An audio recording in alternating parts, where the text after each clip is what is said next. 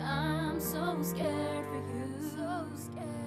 My life runs so deep for you, so deep. So can you stop? I'm so scared for you, so scared. Is there anyone I can turn to? So scared. Is there anyone I can turn to?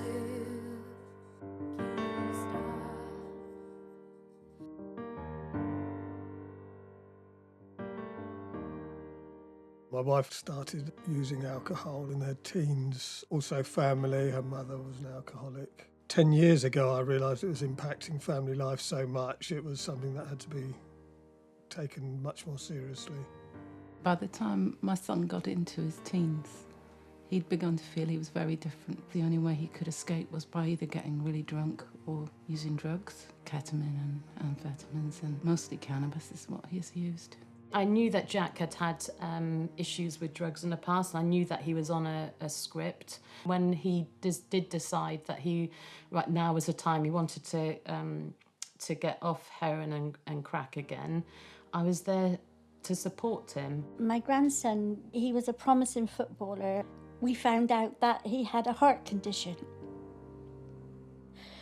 And he had to have a pacemaker put in, and he was only 19 years old. Mentally, that really done something to him. I didn't know he was on drugs until his mum told me that he collapsed. And my son was introduced to some new people in his life. Things came to a head one weekend. I found grinders, I found bags, I found money, and at that point I didn't know what to do. I was absolutely in a desperate place.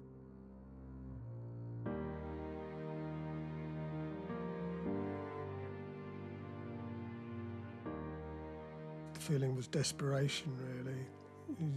Incredible worry for her safety, often doing things in a panic, really, to try and avert a disaster. He got so depressed that he walked in front of a car and had head injuries as a result. The worst point was 2 years later. We'd been making some progress. He just became really depressed and started talking about taking his own life again. I felt like a total failure.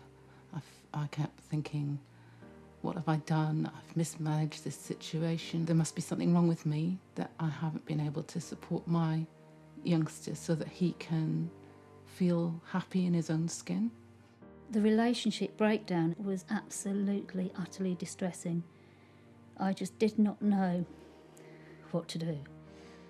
As a parent who has loved so much, the one and only person in my life that I have truly connected with, bonded with, I couldn't reach in any way, was the most challenging, difficult situation I've ever had to encounter in my life.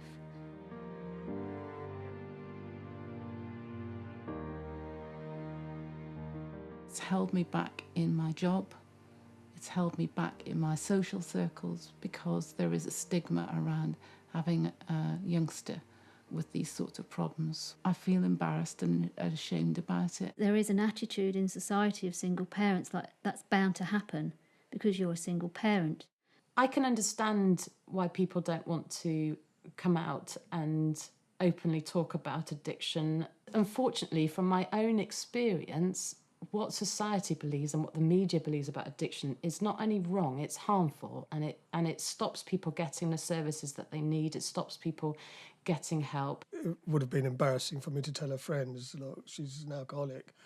But I thought, well, I've got to break that barrier and start explaining things to them because if I have a stigma about her being an alcoholic, I'm not going to go out and get her help. So the reason why I wanted to be visible, it just reduces that stigma. It starts to put something contrary into the media than what we have at the moment. I'd like to see society support addicts more and realise it's not a drug problem, it's a society problem.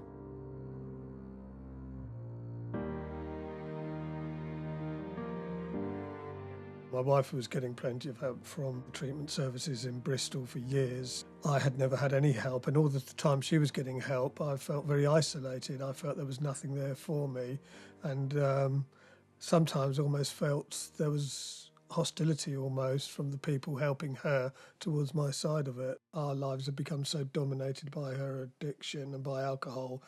I'd almost come to the point of seeing myself as a carer, and I thought, well, I'm heading for a nervous breakdown. I'll go to the doctors this time. Fortunately, he didn't give me the sleeping pills or antidepressants. He got me in touch with DHI, and that's when I started getting counselling, which is what I needed, really.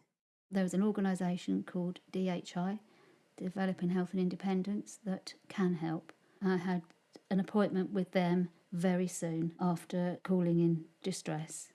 I kept phoning up and putting the phone down, and I think I was in denial for a long time, you know. And I had to pluck the courage up to actually talk to them, but they were really good. I mean, you know, I was sobbing my heart out over the phone to them. They offered me some support, and at first I said no, because I'd really given up. I just thought, why should I embarrass myself by talking about all of this again? And the person on the other end of the phone really persevered with me very gently, very kindly, and said, look, just come once and try it. And I did, and I'm so glad that I did, because it's really been a turnaround for me. The initial meetings were for me to just express my distress. Then the sessions became a little bit structured, and within that structure was strategies. And so I was able to relate to him in a way that was diffusing the situation and not escalating the situation, and that was down to their support. I thought, there's nothing that's going to make a difference, but what did make a difference was being able to talk to a helper at DHI and know when I've actually worked through a situation and found something that's likely to be a solution for me. It doesn't always make sense to the people who care about me, whether they're my friends or my family, but I'm the one who has to live with the consequences of my decisions. The DHI changed my understanding and helped me develop tools myself for dealing with the situation. I mean, you don't ever want to stop caring for a loved one. Sometimes you can care too much, enabling her, because she'd always know I'd be there. So really, you've got to care for them in a way that doesn't prevent them from seeing the damage they're inflicting on the loved ones around them. It just gave me the strength to sort of accept the situation at the moment. I don't like it. I don't like what he's doing, but I've got to come to terms with it.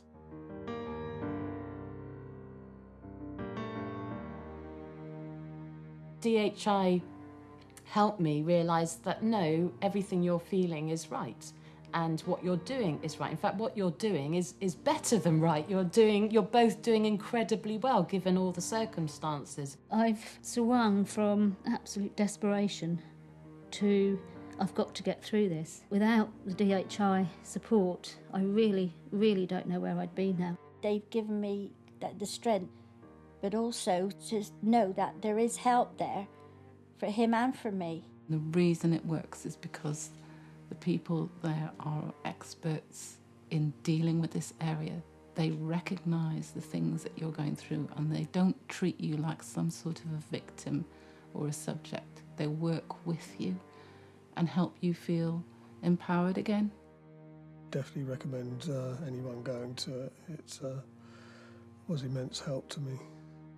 DHI, they're very knowledgeable, very understanding, and yes, I think that for anybody seeking support or just seeking a place where they can just discuss everything that's going on for them, it's invaluable, really invaluable. So yes, I'd highly recommend it.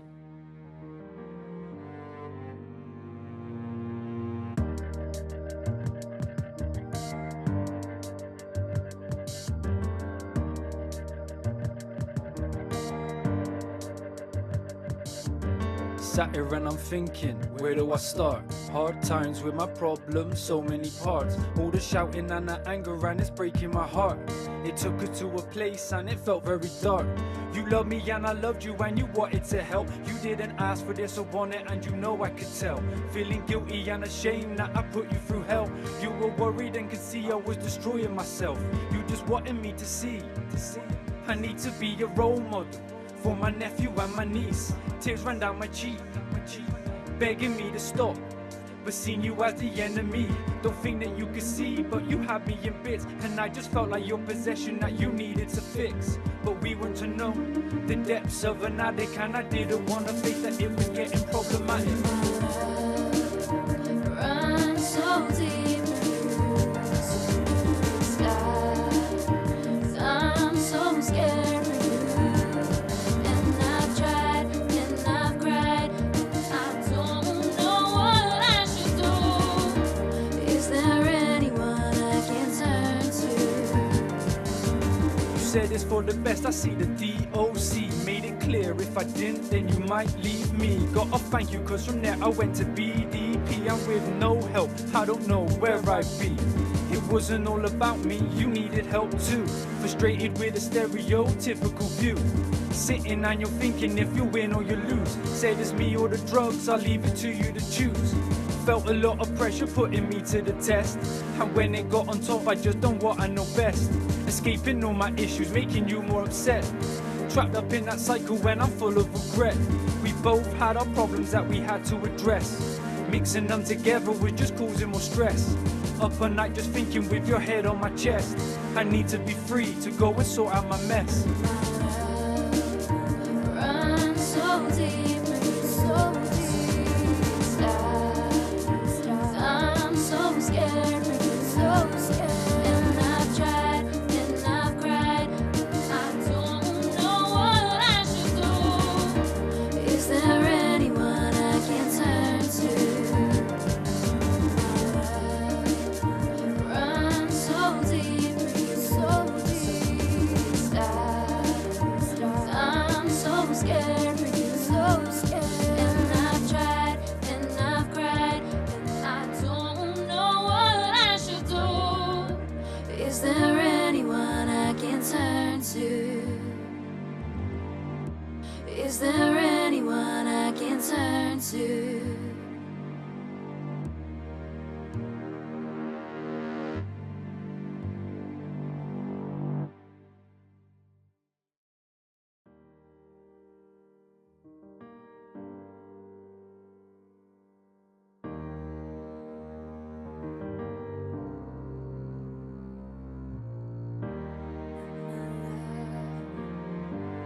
So deep, can you stop? So scared, and my love, so deep, can you stop? So scared.